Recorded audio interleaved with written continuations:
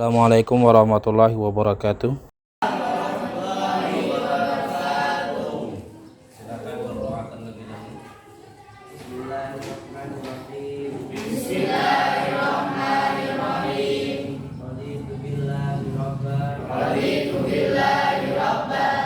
Wa bil islami dinan. Wa bil islami dinan. Wa bi Muhammadin nabiyya wa rasulah. Wa bi Muhammadin nabiyya wa rasulah. Rabbana zidna ilma. Rabbana zidna ilma. Warzuqna fahma. Warzuqna fahma.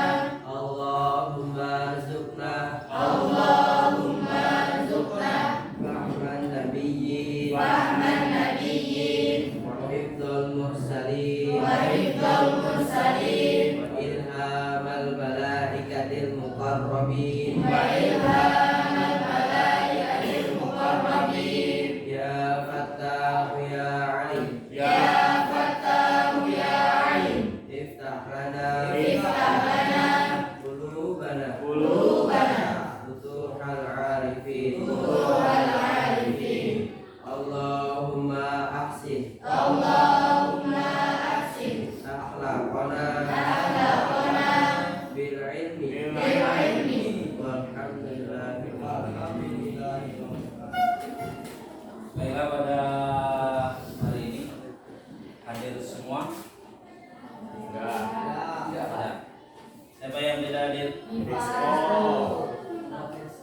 Muhammad Hirisko dan Diva. Keterangannya kemarin kita membahas masalah hudud, yaitu dan pada kesempatan kali ini kita akan membahas masalah qazaf. Tahu itu apa qazaf? Tahu, Apa? Qazaf menuduh orang berzina. Menuduh orang yang berzina. Materi qazaf ini akan kita bahas. Qazaf itu pengertiannya secara bahasa yaitu menuduh berzina, atau melempar sesuatu menggunakan batu atau yang sejenisnya. Menurut istilah adalah hukum Islam, qazaf adalah penisbatan yang dilakukan oleh seseorang terhadap orang lain kepada perbuatan zina. Kemudian hukum qazaf sebagaimana di dalam Al-Qur'an surat An-Nur ayat 23, alladzina yarmunal muhsanatil mu'minati lu'inu fid dunya wal akhirah wa lahum azabun azim. Sesungguhnya orang-orang yang menuduh perempuan-perempuan baik yang lengah dan beriman dengan tuduhan berzina, maka mereka akan mendapat azab yang sangat besar. Bagaimana juga diterangkan di dalam hadis Nabi Sallallahu Alaihi Wasallam dari Abu Hurairah radhiyallahu anhu, jauhilah olehmu 7 perkara. 7 perkara yang bisa membinasakan. Maka Rasulullah ditanya, apa saja perkara itu? Maka Rasul menjawab, yang pertama itu menyekutukan Allah, yang kedua sihir, yang ketiga Membunuh jiwa yang diharamkan Allah, yang keempat mengerjakan hal yatim, yang kelima berlari dari nenek perang, keenam dan menuduh zina wanita baik-baik yang taat dengan mengunci. kemudian had.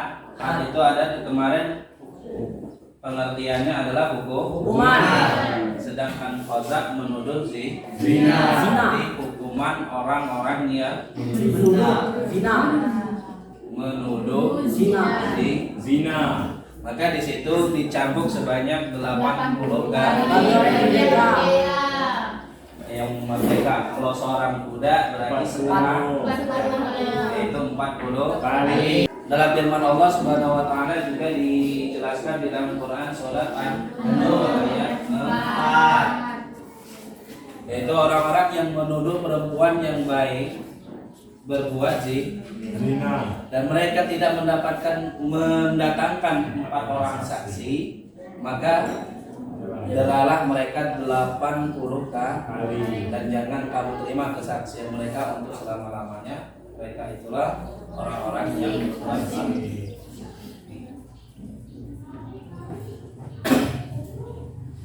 Kemudian syarat-syaratnya, syarat-syarat berlaku atau zina, gitu ya.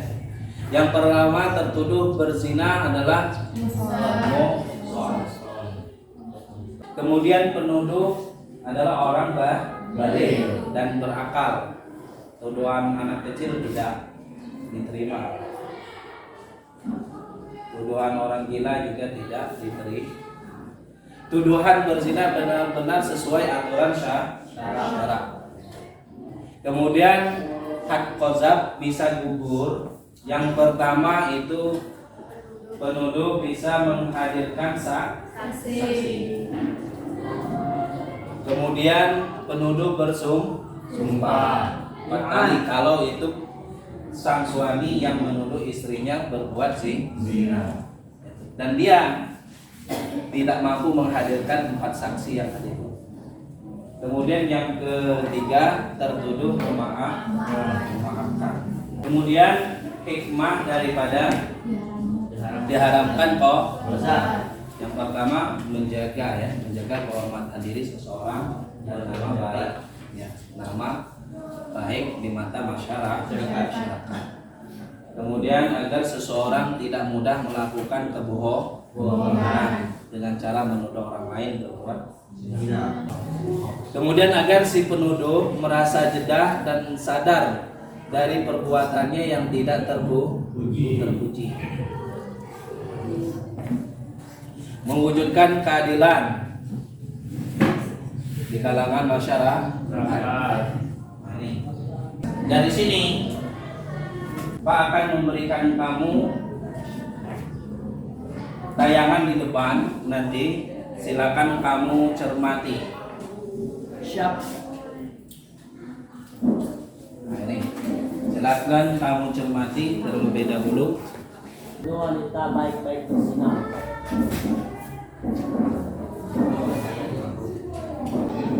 Itu silakan diperhatikan.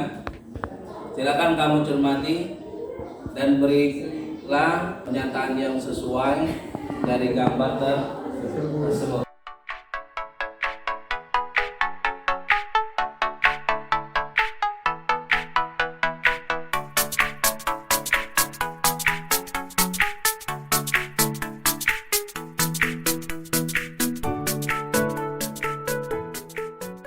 Kalau sudah,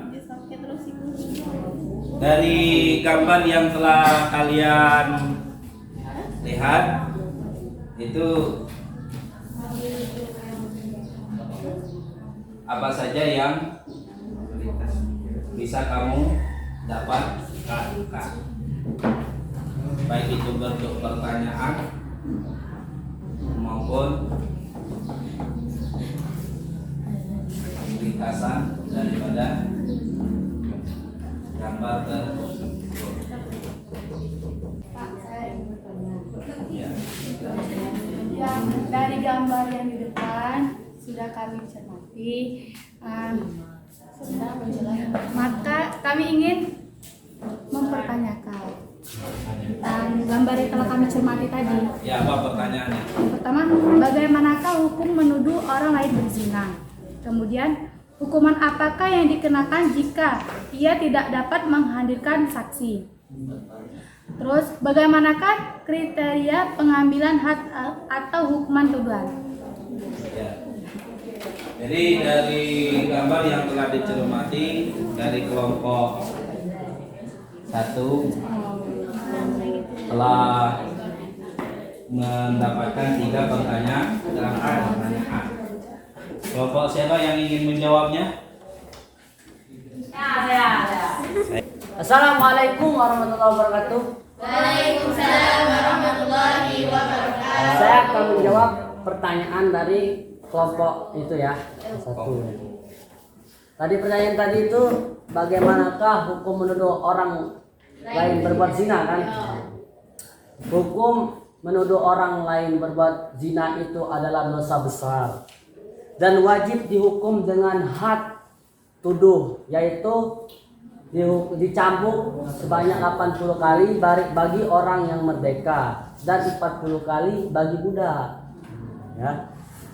Atau dimaafkan oleh korban tuduhan atau berlian jika yang tertuduh adalah istrinya sendiri. Pertanyaan kedua, hukuman apakah yang dikenakan jika tidak dapat menghadirkan saksi?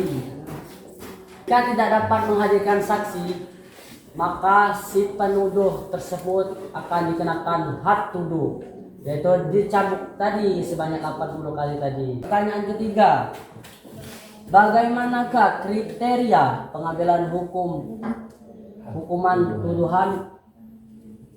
Adapun pelaksanaan had atau hukuman maka harus memenuhi 8 syarat berikut. 3 syarat terdapat pada penuduh. 1. Penuduh harus balik. 2. Berakal. 3. Penuduh bukan ayah bagi yang tertuduh. Dan 5 syarat terdapat pada tertuduh, pada orang yang tertuduh. Tadi penuduh, ini tertuduh. Yang pertama muslim, kedua balik, ketiga berakal, keempat merdeka, dan kelima orang baik-baik, terpelihara dari melakukan zina.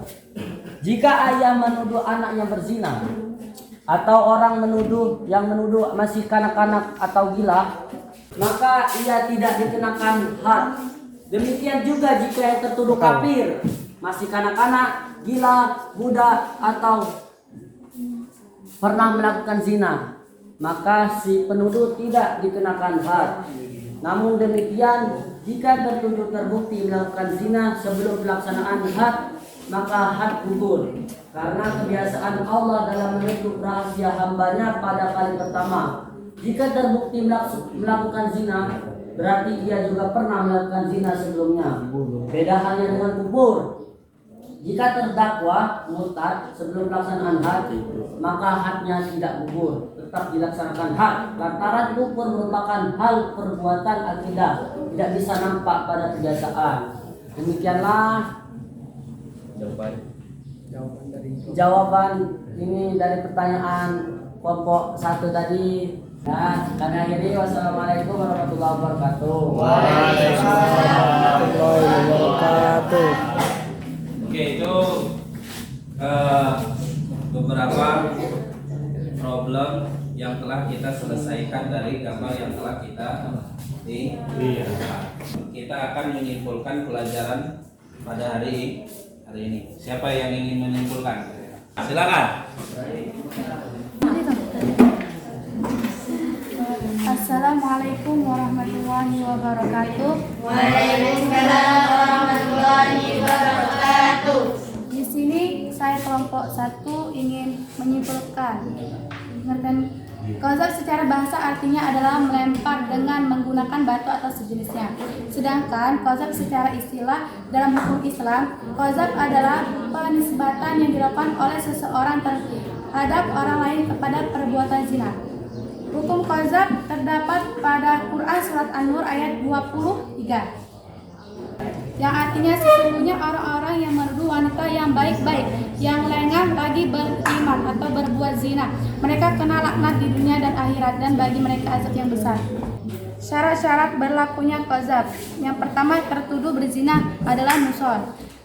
Yang kedua, penuduh bali dan berakal. Yang ketiga, tuduhan berzina benar-benar sesuai aturan syariat. Gugurnya had qazaf. Yang pertama, penuduh dapat menghadirkan 4 orang saksi laki-laki adil bahwa tertuduh benar-benar telah berzina. Yang kedua, li'an atau sumpah seorang suami atas nama Allah Subhanahu wa taala sebanyak 4 kali. Yang ketiga, tertuduh memaafkan. Terus hikmahnya diharamkannya qazaf. Yang pertama, menjaga kehormatan diri seseorang di mata masyarakat. Yang kedua, agar seseorang tidak begitu mudah melakukan kebohongan dengan cara menuduh orang lain berbuat zina. Yang ketiga, agar si penuduh merasa jerah dan sadar dari perbuatannya yang tidak terpuji. Yang keempat, menjaga keharmonisan pergaulan antar sesama anggota masyarakat. Yang kelima, mewujudkan keadilan di kalangan masyarakat berdasarkan hukum yang benar. itulah dari kelompok kami yang dapat mengumpulkan. Saya akhiri, wassalamualaikum warahmatullahi wabarakatuh.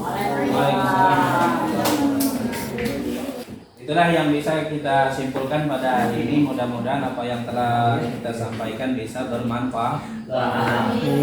Kita akhiri. Bismillahirrahmanirrahim. Bismillahirrahmanirrahim. Subhanallahumma Subhanallahumma bihamdika wa bihamdika